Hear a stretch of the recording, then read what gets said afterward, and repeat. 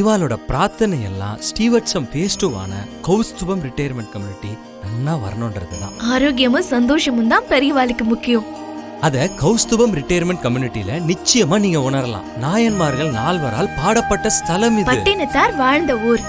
இப்படி பல சிறப்பு அம்சங்களை கொண்டதுதான் நம்ம திருவிடைமருதூர் ஸ்ரீ மகாலிங்க சுவாமி திருக்கோவில். திருவாரூர் தேரழகு, திருவிடைமருதூர் திரு அழகுன்னு சொல்லுவா.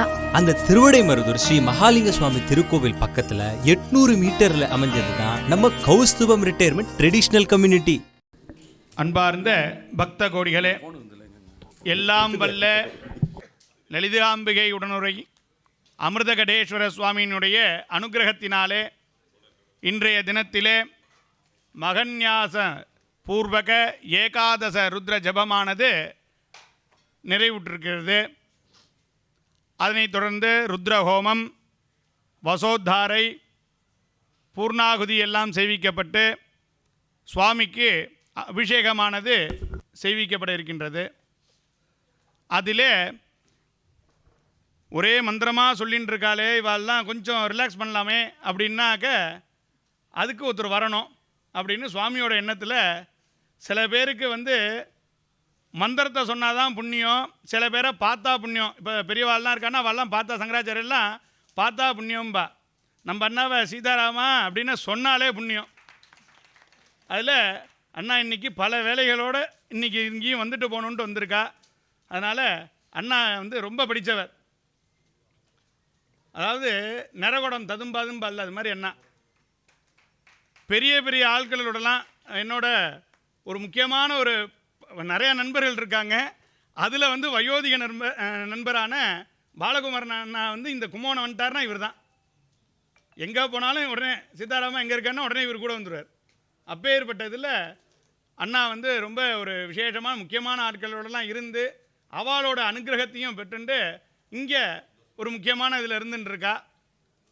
அவர் ஓரிரு வார்த்தைகள், ஏன்னா நேரம் காலம் கருதி அண்ணா அங்கேயும் போகணுங்கிறதுனால அண்ணாக்கு ஏன்னா ஞாபகப்படுத்தணும் அது அண்ணாட்ட. ஏன்னா பேச ஆரம்பிச்சிட்டாக்கா டைம் போகிறதே தெரியாது. அவர் படித்த எல்லாத்தையும் நம்மள்கிட்ட கொடுத்துடணும் அப்படின்னு அவர் நினச்சிட்டு இருக்கா. அதனால் அண்ணா அடுத்தது அந்த இதில் ஒரு பிரதிஷ்டை வச்சுட்டு இருக்கானா, அங்கே பூர்ணாதிக்கு அவளும் வெயிட் பண்ண விடாமல் அதை ஞாபகத்தில் வச்சுட்டு அண்ணா ஒரு அனுகிரகம் பண்ணிட்டு சுவாமியோட அருளை நமக்கெல்லாம் கிடைக்க செய்யுமாறு அண்ணாவை கேட்டுக்கிறோம். நம பார்வதி பதயே ஹரஹர மகாதேவா. அண்ணா அப்படி என்ன பார்த்து உட்காந்துட்டேன்னா இல்லை அவளை பார்த்து அப்படியே பார்த்து சரி.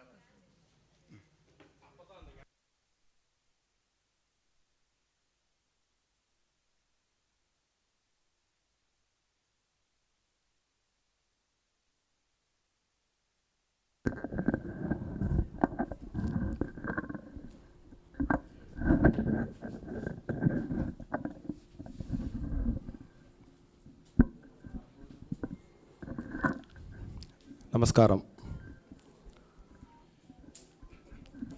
அனைவருக்கும் இனிய பக்திபூர்வமான நற்காலை வணக்கங்கள். கார்த்தி என்னை அவருக்கு இன்ட்ரடியூஸ் பண்ணார். தெரியுமே அப்படின்னு ஒரு வார்த்தை தான் சொன்னேன். அவர் எப்படி தெரியும் அப்படிங்கிறத இங்கே சொல்லிட்டார். அவருடைய யோகியதைக்கு இது ஒன்றே சான்று. இந்த நிகழ்ச்சி நடந்து கிட்டத்தட்ட 20 வருஷத்துக்கு மேலே இருக்கும். நான் பாலகுமாரனோட அவரை பட்டீஸ்வரத்தில் மீட் பண்ண தாராசுரத்தில் கரெக்டு 20 வருஷம் இருக்கும். கிட்டத்தட்ட 20 வருஷத்துக்கு முன்னே நடந்த நிகழ்ச்சியை அவர் எளிமையாக இங்கே அற்புதமாக நினைவு கூர்ந்தார். முதற்கான அதற்கு நன்றிகள். ஒரு வார்த்தை இங்கே அருமையான ஒரு சதஸ். எப்பொழுதுமே ஸ்ரீவத்சம் ஆரம்பித்த காலத்திலிருந்தே ஒவ்வொரு நிகழ்ச்சியும் தெய்வீகமாகவும்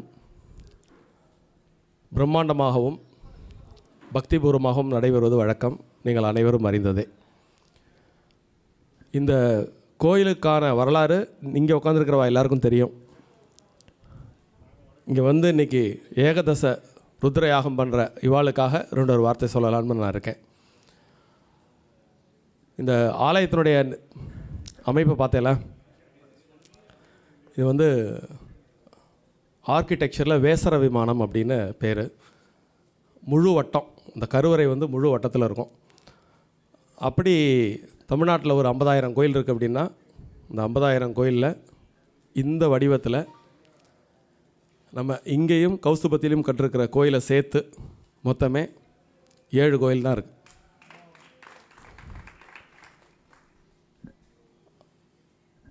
பெருமாள் கோயிலில் வந்து ஸ்ரீரங்கமும் அழகர் கோயிலும், சிவன் கோயிலில் நம்ம நரசிங்கம்பேட்டை, அப்புறம் பெரம்பலூர் பக்கத்தில் வெங்கனூர், அப்புறம் இங்கே பெருஞ்சேரின்னு மாயவரம் பக்கத்தில். ஸோ இந்த டைப்பில் இந்த வேசர விமானமாக முழு வேசர விமானமாக இருக்கக்கூடிய கோயில்கள் மிகவும் அரிது. இந்த ஆலய நிர்மாணத்தினுடைய அமைப்புக்கு ஒரு பெரும் பவர் உண்டு. இப்போ இவாலாம் கருவறையில் போய் மந்திரம் சொல்லக்கூடிய யோகித வல்லவா போய் அங்கே ஒரு தடவை நீங்கள் ஒவ்வொருத்தருமே இன்றைக்கி வந்திருக்கிறவா எல்லாருமே அந்த கருவறையில் போய் நின்று ஒரு தடவை அந்த ருத்ரத்தை ஜபிச்சுட்டு வாங்க. அதனுடைய பவர் நல்லா தெரியும். ஒரு இந்த ஆலயத்தினுடைய பவரை எதுக்கு சொன்னேன் அப்படின்னா, முதல் பேர் வச்சு இப்படி தான் டிசைன் அப்படின்னு பண்ண உடனே பெரிய மகான் ஸ்ரீ ஸ்ரீ அண்ணா வந்து அதுக்கு பேர் வச்சு கொடுத்தா. அமிர்தகடேஸ்வரர் அப்படின்னு அவர் தான் பேர் வச்சு கொடுத்தார். பேர் வச்சு கொடுத்ததோடு இல்லை, கோயில் கும்பாபிஷேகத்தை முன்னின்று இங்கே வந்து இருந்து யாகசால பூஜையெல்லாம் கலந்துண்டு கும்பாபிஷேகத்தை நடத்தி கொடுத்தார். அப்பேற்பட்ட ஒரு மகான் பெயர் வச்சு கும்பாபிஷேகம் பண்ண ஒரு ஆலயம். அன்று தொடங்கி இன்று வரை குறைவர அத்தனை நிகழ்ச்சிகளும் பிரம்மாண்டமாக நடந்துட்டுருக்கு. ஸ்ரீதர் அண்ணா எங்கே இருக்காரா?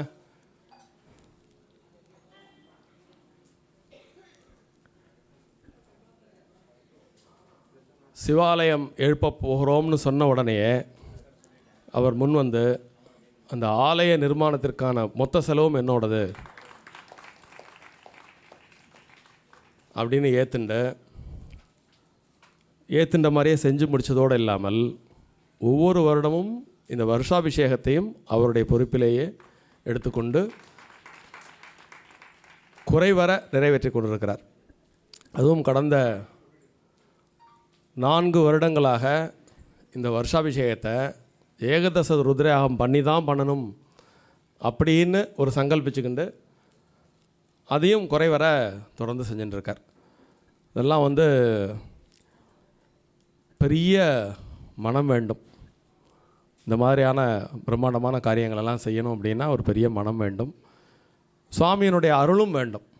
மாணிக்க வாசகர் சொன்னது மாதிரி அவன் அருளாலே அவன் தாழ் வணங்கி அப்படின்னு சுவாமியை ஆராதிக்கிறதுக்கு ஒரு மனசு வேணும், சுவாமிக்கு செய்யறதுக்கு ஒரு மனசு வேணும், செய்கிறத பார்க்குறதுக்கு ஒரு மனசு வேணும். திருமூலர் ரொம்ப எளிமையாக வந்து சிவனை வந்து ரொம்ப ஈஸியாக பிரீதி பண்ணிடலாம். யாவர்க்குமாம் இறைவர்க்கோர் பச்சிலை, யாவர்க்குமாம் பசுவிற்கோர் வாயுரை, யாவர்க்குமாம் உண்ணும்போது ஒரு கைப்பிடி, யாவர்க்குமாம் பிறர்க்கு இன்னுரை தானே அப்படின்னு ஒரே ஒரு வில்வ தலையை எடுத்து சுவாமி தலையில் போட்டாச்சுன்னா அவர் திருப்தி அடைஞ்சிருவார். அப்படி இருக்கும் பொழுது ஏகதச ருத்ர பாராயணம் பண்ணினா அப்போ எவ்வளோ பெரிய அருள் கொடுப்பார். நல்ல யோகியதையான வாத்தியார்கள் எல்லாம் வந்து ஜம்முன்னு அவெல்லாம் எவ்வளோ வாசிச்சிருப்பா, எத்தனை இடங்களில் எத்தனை பாராயணம் பண்ணியிருப்பா. அவெல்லாம் இங்கே வந்து உட்காந்து ஒரு ஆவர்த்தி சொன்னாலே போகிறோம், அந்த பலன் கிடச்சிரும். அப்போ லட்சம் ஆவர்த்தி இத்தனை பேர் சேர்ந்து பண்ணும்பொழுது எவ்வளோ பலன் கிடைக்கும் அப்படிங்கிறத நீங்கள் பாருங்கள். எல்லாம் அதோடு இல்லை, இந்த ருத்ர பாராயணத்தினுடைய மகிமை அப்படிங்கிறது சொல்லி மாளாது. அதனுடைய அமைப்பை எடுத்துட்டாலே அதுவே ஒரு பெரிய ஆய்வுக்குரிய ஒரு செய்தி. 4 வேதங்களில் யஜுர்வேதத்துக்கு ரொம்ப ஏற்றம் அதிகம். ஏன்னா முக்கியமான அத்தனை மந்திரங்களும் பிரயோகங்களும் யஜுர்வேதத்தில் தான் இருக்குது. அதில் ஒரு நடுநாயகமாக பஞ்சாட்சரம் அது இருக்கக்கூடிய அந்த விதமே பார்த்திங்கன்னா, நடுவில் இருப்பது சத்தியம், மையம், உண்மைன்னு நம்ம சொல்கிறோம் இல்லையா, உள்ளே மையத்தில் இருப்பது உண்மை. ஸோ இந்த ருத்ரம் தான் மந்திரங்களில் தலை சிறந்தது. எதுக்கு இப்போது இவர் சங்கல்பம் பண்ணும்போது சொன்னார், எல்லாத்தையும் அவ்வளோதையும் சொல்லிட்டார். சஷ்யப்த பூர்த்தி, பீமரத சாந்தி, கனகாபிஷேகம் வரைக்கும் அத்தனையும் சொல்லிட்டார். இது எல்லாத்துலேயுமே ருத்ரம் வந்து பிரதானமான ஒரு அங்கம் வகிக்கிறது. ஏன் அப்படின்னு கேட்டிங்கன்னா, ருத்ரம் வந்து சர்வரோக நிவாரணி. பெரியவாலாம் சொல்லுவா, மகா பிராயச்சித்தம், சர்வ பிராயச்சித்தம், சகல பிராயச்சித்தம். மூணும் ஒன்று மாதிரி தெரியும், மூணும் வேறு வேறு. இந்த மூணுக்குள்ளே எல்லாமே அடங்கிடும். எப்படி அப்படின்னா, ஒரு பெரிய மரம் இருக்குது, கிளை இருக்குது, நிறைய அந்த கிளைகளில் இலை இருக்குது. அதில் ஒரு பூ, காய், கனி இதெல்லாம் இருக்குன்னு வச்சுக்கோங்க. ஒரு பூ பட்டு போய்விட்டால் அதில் அந்த இடத்துல போய் தண்ணி ஊற்றினா அந்த பூ பிழைக்குமா? ஒரு கிளை வந்து பட்டு போயிடுறது, ஒரு கிளை பல பலன் இருக்குது. எந்த கிளை பட்டு போயிருக்கிறதோ அந்த கிளையில் தண்ணி ஊற்றினா அந்த கிளை பிழைக்குமா? எங்கே தண்ணி ஊற்றினா பிழைக்கும்? வேரில் தண்ணி ஊற்றினா ஒட்டுமொத்த மரமும் பிழைக்கும். அதுபோல் நாம் பிறந்ததிலிருந்து மரண பரியந்தம் தெரிந்தோ தெரியாமலோ, அறிந்தோ அறியாமலோ செய்யக்கூடிய பிழைகள், முன்ஜென்ம பாவங்கள், தடைகள், தாமதங்கள், இப்படி எதெல்லாம் நம் வாழ்க்கையில் முட்டுக்கட்டையாக இருக்கிறதோ அதெல்லாம் நீங்க வேண்டுமென்றால் ஒரே சர்வரோக நிவாரணி எது என்றால் ருத்ர ஜபம். ருத்ர ஜபம் அப்படிங்கிறத வந்து இந்த மாதிரி நடக்கிற இடத்துல போய் பார்க்குறதுக்கே ஒரு கோடி ஜென்ம புண்ணியமானும். அப்போ நடத்துறதுக்கு எவ்வளோ பெரிய புண்ணியமானுங்கிறத பார்த்துக்கோங்க. அப்படியும் இந்த மாதிரி எல்லாம் ஒவ்வொருத்தரும் ஒவ்வொரு பின்புலத்துலேருந்து பெரிய பெரிய பயோடேட்டாவோடு உள்ளவா இங்கே வந்திருக்கிறவா. இன்றைக்கி இந்த மாதிரி யோகிதை உள்ளவா வந்து அதை பண்ணி வச்சு அதெல்லாம் நம்ம இருந்து பார்க்குறதுக்கு கிடச்சிருக்கக்கூடிய அந்த ஒரு குடுப்பினை அப்படிங்கிறது வந்து பல முறை நம்ம சொன்னது தான். இருந்தாலும் மீண்டும் மீண்டும் இதெல்லாம் வந்து பூர்வ ஜென்ம புண்ணியம், அதனுடைய பலன் தான். இப்படி ஏகாந்தமாக நம்ம அழகாக இன்னும் அருமையான நாள் வசந்த பஞ்சமி நமக்கு அப்படி அமைஞ்சிருக்கு பாருங்க. வசந்த பஞ்சமி அன்றைக்கி நமக்கு வருஷாபிஷேகம் வருது. அன்றைக்கி வந்து இந்த மாதிரி அழகாக ஏகதச ருத்ரயாகம் பண்ணி சுவாமியை நம்ம ஆராதித்து அந்த அருள் பெறக்கூடிய ஒரு வாய்ப்பு நமக்கெல்லாம் கிடச்சிருக்கு. சொல்லிகிட்டே போகலாம் அதனுடைய பெருமையை. இன்னும் நிறைய நீங்கள்லாம் பேசணும், நாங்கள் கேட்கணும். இதை ஒரு நன்றி நவிழலுக்கான ஒரு வாய்ப்பாக எடுத்துக்கிறேன்.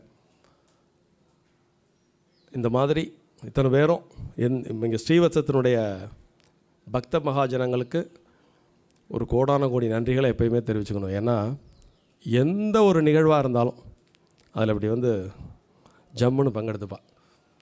பக்த ஜனங்கள் இல்லைன்னா சுவாமி பக்தர்களுக்காக ஏன் இறங்கி ஓடி வந்தார் அப்படின்னு தெரிஞ்சுக்கணுன்னா ஸ்ரீவத்சத்தில் ஒரு மாதம் வந்து தங்கினா போகிறோம். சிவனாக இருக்கட்டும், பெருமாளாக இருக்கட்டும், பக்தர்கள் அவளுடைய வரலாறுலாம் நம்ம படித்தோம்னா அடியார்க்கடியேன் எல்லோரும் சொல்லிக்கிறா இல்லையா? சைவர்களாக இருக்கட்டும், வைணவர்களாக இருக்கட்டும், சுந்தரமூர்த்தி நாயனார் திருத்தொண்ட தகையில் 63 பேர் பட்டியலிட்டு அத்தனை பேருக்கும் அடியேன் அடியேன் அடியேன் அடியேன் அப்படின்னு சொல்கிறார். ஏன் அப்படின்னா பக்தர்கள் இல்லாட்டி கடவுளே இல்லை. அதனால் ஸ்ரீவத்சத்தில் எந்த நிகழ்ச்சி நடந்தாலும், பக்திபூர்வமான எந்த நிகழ்ச்சி நடந்தாலும் நீங்கள் எல்லாம் கோலாகலமாக இப்படி வந்து கூடியிருந்து இப்படி சுவாமியை ஆராதிக்கிற அந்த ஒரு பாங்கு காண கிடைக்காத அற்புதமான ஒரு காட்சி. அதனால் ஸ்ரீவத்சத்தை பூலோக வைகுண்டம் அப்படின்னே உங்களில் பலர் சொல்வதை அடியேன் கேட்டிருக்கிறேன். அதை டெய்லி நிகழ்ச்சி நடந்தால் டெய்லி வருவா. 30 நாள் மார்கழி மாத பஜன். ஸோ அந்த மாதிரி பக்திக்கும் ஒரு சலியாத மனம் வேண்டும். அந்த மனம் பெற்ற இந்த ஸ்ரீவத்சத்தில் அதனால தான் இப்படி அழகாக சுவாமி நடத்திக்கிறார். யாரையாவது ஒருத்தரை அதுக்கு ஏற்பாடு பண்ணிக்கிறார், ஜம்முன்னு நடத்திக்கிறார். ரொம்ப அற்புதமாக நடந்து கொண்டிருக்கிறது. அனைவரும் இருந்து அழகாக இந்த ஹோமத்தெல்லாம் அனுபவித்து அமிர்தகடேஸ்வரின் பரிபூர்ண ஆசீர்வாதத்திற்கு ஆளாகுமாறு அடியேன் விண்ணப்பித்துக் கொள்கிறேன். இன்றைக்கி சாயங்காலம் வழக்கம் போல் லலிதாம்பிகைக்கு நெய்க்குள தரிசனம் இருக்குது. அதையும் இருந்து ஜம்முன்னா எல்லோரும் அனுபவிக்க வேண்டியது. சொல்லவே வேண்டாம், இவா 2 பேரும் ஸ்ரீவத்சத்தில் இன்னொரு அதிசயம். சைவ வைணவ ஒற்றுமைக்கு இன்றைக்கி தேதிக்கு பூலோகத்தில் ஸ்ரீவத்சம் தான் எடுத்துக்காட்டு. பெருமாள் கோயிலில் ஒரு நிகழ்ச்சினா கார்த்திகை அங்கே பார்க்கலாம், இங்கே ஒரு நிகழ்ச்சினா பட்டாச்சாரியரை பார்க்கலாம். ஸோ அந்த ஒற்றுமையும் ரொம்ப அற்புதமாக இங்கே இருக்கிறத பார்க்கலாம். ஒரு காண கிடைக்காத ஒரு காட்சி. ரொம்ப அழகாக ஸ்ரத்தையாக பண்ணின்னு இருக்கா. மேலும் மேலும் நிறைய இது மாதிரி நிகழ்ச்சிகளை பண்ணி அவரும் வாழ்க்கையில் எல்லா விதமான அருளுக்கும் பாத்திரமாகுமாறு விண்ணப்பித்து கொண்டு இங்கே வந்திருந்த பெரியவா எல்லாருக்கும் அடியனுடைய நமஸ்காரத்தையும் அன்பையும் தெரிவிச்சுக்கிறேன். வாய்ப்புக்கு நன்றி. நம பார்வதி பதயே ஹர ஹர மகாதேவா.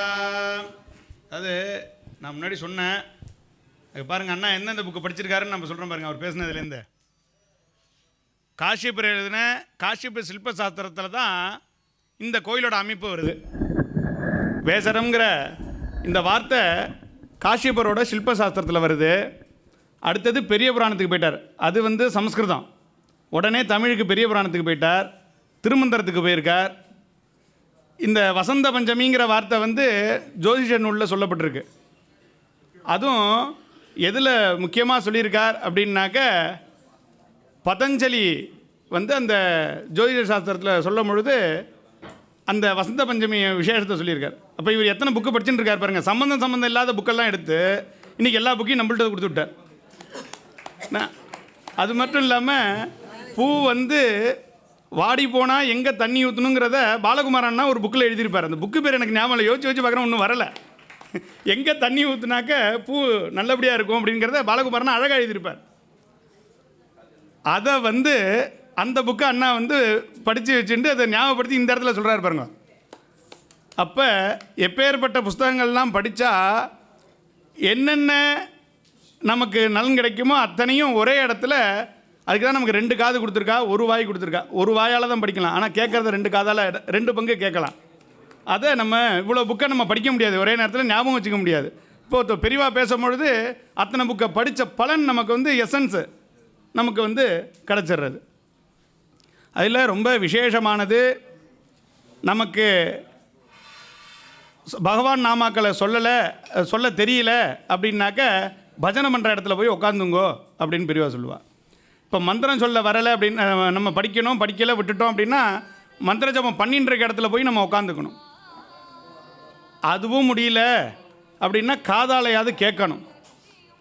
அதுக்கும் முடியல அப்படின்னாக்க அண்ணா சொன்னார் பாருங்க, சுவாமிக்கு ஒரு வில்வபத்திரம்னு இந்த திருமந்திரத்தை விளக்கமாக சொன்னார் அண்ணா. அதுவே சமஸ்கிருதத்தில் சுவாமி என்ன கேட்குறார் அப்படிங்கும் பொழுது, ஏகஞ்ச வில்வம்சா சலிலஞ்ச கிஞ்சிது. ஒரு வில்வமும் ஒரு உதிர்ணி ஜலமும் கொடுத்தா போதும் சுவாமிக்கு. அது திருமூலர் விரிவாக நிறையா சொல்லியிருக்கார். நமக்கு 4 மாதா, அம்மா 4 பேர். பூமாதா, அடுத்தது கோமாதா, அதுக்கப்புறம் ஜனக மாதா, ஜெகன் மாதா அப்படின்னு 4 மாதா. பூமாதாங்கிறது நம்மளோட பூமாதேவி. அதுக்கு அடுத்தது கோமாதா, அவள் குழந்தைக்கும் பால் கொடுத்துட்டு நம்ம மாதிரி இருக்கிறவாளையும் வயசானவாய் குழந்தைகள் எல்லாருக்கும் பால் கொடுத்துட்டு இருக்கா. அடுத்தது கோமாதா, அதுக்கடுத்து ஜனக மாதான்னா நம்ம பெற்ற அம்மா, அதுக்கப்புறம் ஜெகன் மாதான்னா அம்பாள் லலிதாம்பிகை.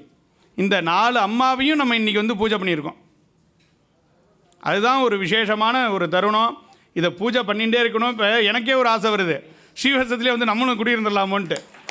ஏன்னா அந்த பூஜைகள்னு 30 நாளுங்கிற பஜனை நடக்குது அப்படிங்கிறார். அந்த 30 நாள் பஜனையில் நம்மளால் கலந்துக்க முடியல. இப்போனா கும்பகோணத்தை டவுனாக எடுத்து பஜனை பண்ணுறவெல்லாம் குறைஞ்சி போயிட்டா. எல்லாருக்கும் உடம்பு சரியில்லாமல் போயிடுறது, பனியை ஒத்துக்க மாட்டேங்குது அப்படின்னு சொல்லிட்டு பஜனையை கேட்குறதே விட்டு போயிடுது. உடனே டேப் கடை போட்டுட்டு நம்ம திருவெண்பாவை திருப்பாவை ஓடு அப்படின்னு சொல்லிட்டு நம்ம காதால் கேட்டு நம்ம வேலையை பார்த்துட்டு இருக்கோம். அது மாதிரிலாம் இல்லாமல் இங்கே நடக்குதுங்கிறது கேட்குறதுக்கே மனசு சந்தோஷமாக இருக்கிறது. அதை எல்லாத்தையும் கைவிடாமல் உங்களால் முடிஞ்ச அளவுக்கு எவ்வளோத்த பண்ண முடியுமோ, என்னென்ன பண்ண முடியுமோ அத்தனையும் பண்ணி பார்த்துக்கிறதுங்கிறது சுவாமியோட ஒரு வரம். இதுதான் திருஞான சம்பந்தர் சொல்கிறார். என்ன சொல்கிறாருன்னா, ஏடுடைய மலரான் உனை நான் பணிந்து ஏத்த வரம் தருவாய் அப்படின்னு வரம் தந்த அப்படின்னு சொல்லும் பொழுது என்ன சொல்கிறாரு அப்படின்னா, தோளுடைய சிவியனில் சொல்லும் பொழுது, இப்போ நம்மாத்து குழந்தையும் அழறது, அடுத்தாத்து குழந்தையும் அழறது. அப்போல்லாம் வந்து சிவபெருமான் வந்து அம்பாள் லட்சம் வந்து பால் கொடுன்னு சொல்லலை, திருஞான சம்பந்தருக்கு மட்டும்தான் சொன்னார். ஏன் சொன்னார்னா, அவர் முன் ஜென்மத்தில் திருஞான சம்பந்தர் வந்து பிரம்மாவை பூஜை பண்ணி அவர் ஒரு நிறைய கொடுத்து வச்சது. இவன் கொடுத்து வச்சவன்னு சொல்லல, அது மாதிரி நம்ம சுவாமிக்கு கொடுத்ததோட பயனாக சுவாமி வந்து திருமலைப்பாலை வந்து அவருக்கு கொடுத்து ஞானத்தை விட்றார். அப்பேற்பட்டதில் நீங்கள் இதெல்லாம் இந்த ஜென்மத்தில் இதெல்லாம் சுவாமிக்கு நீங்கள் நிறையா பண்ணி பண்ணி புண்ணியத்தை சேர்த்துட்டுருக்கேன். டெபாசிட் பேங்க்கில் எப்படி போடுற மாதிரி போட்டு வச்சுருக்கேன். இது அடுத்த ஜென்மத்தில் உங்களுக்கு எல்லாம் சௌக்கியமாக உங்களுடைய சந்ததிகளுக்கு சௌக்கியமாக கிடைக்கணும்னு பிரார்த்தனை பண்ணிட்டு இப்போ ருத்ர ஹோமமானது தொடங்குறோம். நம்ம பார்வதி பதயே ஹர ஹர மகாதேவா. सर्वे गुरवः सहलीकृत्य